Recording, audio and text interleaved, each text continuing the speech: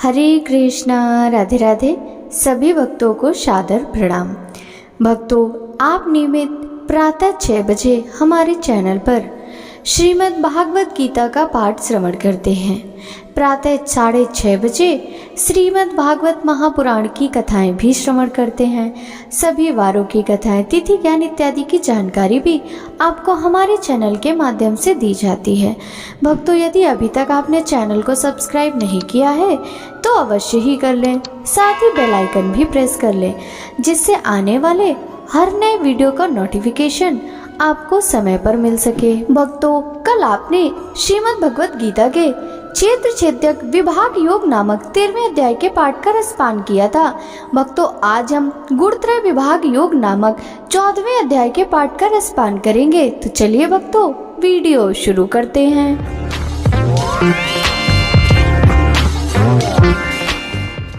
भगवान ने कहा, अब मैं तुमसे समस्त ज्ञानों में सर्वश्रेष्ठ इस परम ज्ञान को पुनः कहूंगा, जिसे जान लेने पर समस्त मुनियों में परम सिद्ध प्राप्त की है। इस ज्ञान में स्थिर होकर मनुष्य मेरी जैसी दिव्य प्रकृति को प्राप्त कर सकता है। इस प्रकार स्थित हो जाने पर वह न तो सृष्टि के समय उत्पन्न होता है और न प्रलय के समय विचलित होता है। हे भरत पुत्र, ब्रह्म नामक समग्र भौतिक वस्तु जन्म का स्रोत है और मैं इसी ब्रह्म को गर्भस्थ करता हूँ, जिससे समस्त जीवों का जन्म संभव होता है। हे कुंती पुत्र, तुम यह समझ लो कि समस्त प्रकार की जीव योनियां इस भौतिक प्रकृति में जन्म द्वारा संभव हैं और मैं उनका बीज प्रदाता पिता हूँ। भौतिक प्रकृति 3 गुणों से युक्त है। ये है सतो, रजो तथा तमोगुण। हे महाभाव अर्जुन, जब शाश्वत जीव प्रकृति के संसर्ग में आता है तब वह इन गुणों में बंध जाता है। हे निष्पाप, सतोगुण अन्य गुणों की अपेक्षा अधिक शुद्ध होने के कारण प्रकाश प्रदान करने वाला और मनुष्यों को सारे पाप कर्मों से मुक्त करने वाला, जो लोग इस गुण में स्थित होते हैं वे सुख तथा ज्ञान के भाव से बंध जाते हैं। हे कुंती पुत्र, रजोगुण की उत्पत्ति असीम आकांक्षाओं तथा तृष्णाओं से होती है और इसी के कारण यह देहधारी जीव सकाम कर्मों से बंध जाता है। हे भरत पुत्र, तुम जान लो कि अज्ञान से उत्पन्न तमोगुण समस्त देहधारी जीवों का मोह है। इस गुण के प्रतिफल पागलपन, आलस तथा नींद है, जो बद्ध जीव को बांधते हैं। हे भरत पुत्र, सतोगुण मनुष्य को सुख से बांधता है, रजोगुण सकाम कर्म से बांधता है और तमोगुण मनुष्य के ज्ञान को ढककर उसे पागलपन से बांधता है।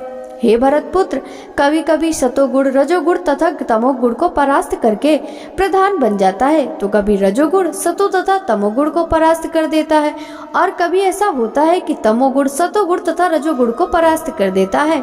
इस प्रकार श्रेष्ठता के लिए निरंतर इस स्पर्धा चलती रहती है। सतोगुण की अभिव्यक्ति को तभी अनुभव किया जा सकता है जब शरीर के सारे द्वार ज्ञान के प्रकाश से प्रकाशित होते हैं।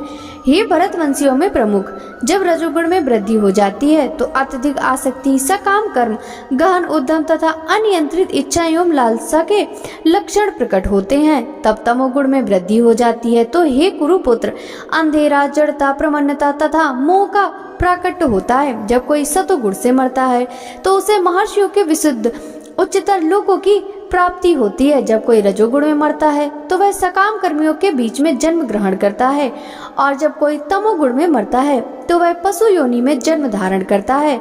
पुण्य कर्म का फल शुद्ध होता है और सात्विक कहलाता है, लेकिन रजोगुण में संपन्न कर्म का फल दुख होता है और तमोगुण में किए गए कर्म मूर्खता में प्रतिफल होते हैं। सतोगुण से वास्तविक ज्ञान उत्पन्न होता है, रजोगुण से लोभ उत्पन्न होता है और तमोगुण से अज्ञान, प्रमाद और मोह उत्पन्न होते हैं। सतोगुणी व्यक्ति क्रमशः ऊपर उच्च लोकों को जाते हैं, रजोगुणी इसी पृथ्वी लोक में रह जाते हैं और जो अत्यंत गहरे तमोगुण में स्थित हैं वे नीचे नरक लोकों में जाते हैं। जब कोई यह अच्छी तरह जान लेता है कि समस्त कार्यों में प्रकृति के 3 गुणों के अतिरिक्त अन्य कोई कर्ता नहीं है और जब वह परमेश्वर को जान लेता है तो इन 3 गुणों से परे है और वह दिव्य स्वभाव को प्राप्त होता है। जब देहधारी जीव भौतिक शरीर से संबंध इन 3 गुणों को लांघने में समर्थ होता है तो वह जन्म, मृत्यु, बुढ़ापा तथा उनके कष्टों से मुक्त हो सकता है और इसी जीवन में अमृत का भोग कर सकता है। अर्जुन ने पूछा, हे भगवान, जो इन तीनों गुणों से परे है वह किन लक्षणों के द्वारा जाना जाता है, उसका आचरण कैसा होता है, वह प्रकृति के गुणों को किस प्रकार लांघता है। भगवान ने कहा, हे पांडु पुत्र, जो प्रकाश, आसक्ति तथा मोह के उपस्थित होने पर न तो उनसे घृणा करता है और न लुप्त हो जाने पर उनकी इच्छा करता है, और जो भौतिक गुणों की इन समस्त प्रतिक्रियाओं से निश्चल तथा अविचलित रहता है, और यह जानकर कि केवल गुण ही क्रियाशील हैं, उदासीन तथा दिव्य बना रहता है, जो अपने आप में स्थित है और सुख तथा दुख को एक समान मानता है, जो मिट्टी के ढेले, पत्थर और स्वर्ण के टुकड़ों को समान दृष्टि से देखता है, जो अनुकूल तथा प्रतिकूल के प्रति समान बना रहता है, जो धीर है और प्रशंसा तथा बुराई, मान तथा अपमान में समान भाव से रहता है, जो शत्रु तथा मित्र के साथ समान व्यवहार करता है, और जिसने सारे भौतिक कार्यों का परित्याग कर दिया है, ऐसे व्यक्ति को प्रकृति के गुणों से अतीत कहते हैं। जो समस्त परिस्थितियों में अविचलित भाव से पूर्ण भक्ति में प्रवृत्त होता है, वह तुरंत ही प्रकृति के तीनों गुणों को लांघ जाता है और इस प्रकार ब्रह्म के स्तर तक पहुंच जाता है।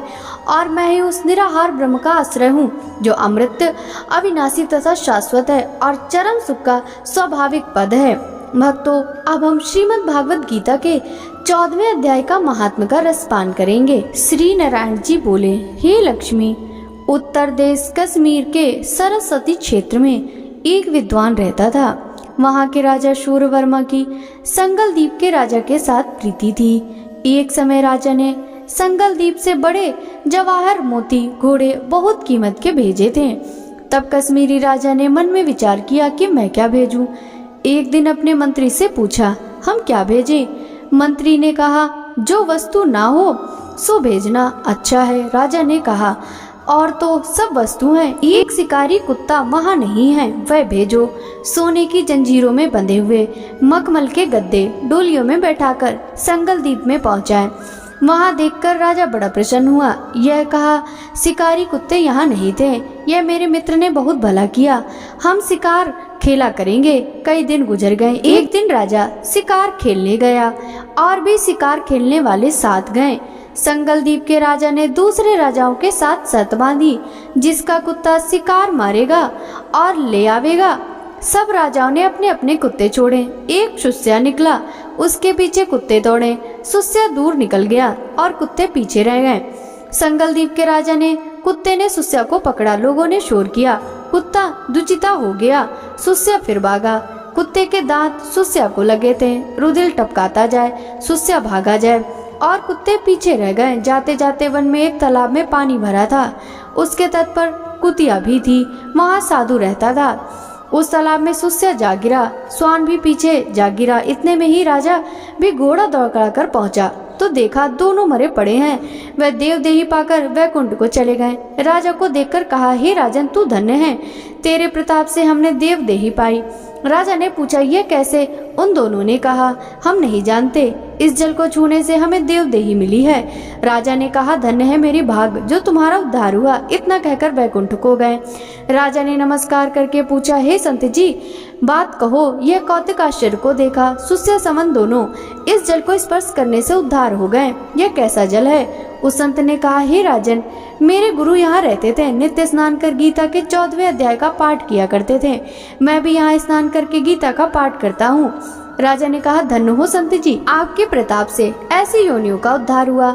मेरे भी धन्य भाग्य हैं जो आपका दर्शन हुआ। संत ने कहा, तुम कहाँ के राजा हूँ? उसने कहा, मैं संगल द्वीप का राजा हूँ। हे संत जी, मुझको इन्हीं पिछली कथा सुनावे। संत जी ने कहा, हे राजन, यह सुस्या पिछले जन्म में ब्राह्मण था, यह अपने जन्म में भ्रष्ट हुआ था। यह कुतिया इसकी स्त्री थी, इसने स्त्री को बहुत खिंचाया। स्त्री ने विष देकर मारा। जब दोनों मरकर यमलोक में गए तब धर्मराज ने हुक्म दिया कि इसको सुस्या का जन्म दो, इसको कुत्ते का जन्म दो। तब इन दोनों ने पुकारा कि महाराज, हमारा उद्धार कब होएगा? तब धर्मराज ने कहा, जब गीता जी के 14वें अध्याय का पाठ करने वाले संजय के स्थान का जल स्पर्श होगा। यह दोनों धर्मराज के वर थे जिससे इनका उद्धार हुआ। तब राजा नमस्कार करके अपने घर को गया। अपने पंडित जी से नित्य प्रति गीता जी के 14वें अध्याय का पाठ सुनने लगा। नित्य प्रति सुनने से राजा का उद्धार हुआ। देह त्याग कर वैकुंठ को गया। श्री नारायण जी ने कहा, हे लक्ष्मी, 14वें अध्याय का यह महात्म मैंने तुमको सुनाया है। बोलिए श्री हरि विष्णु भगवान की जय।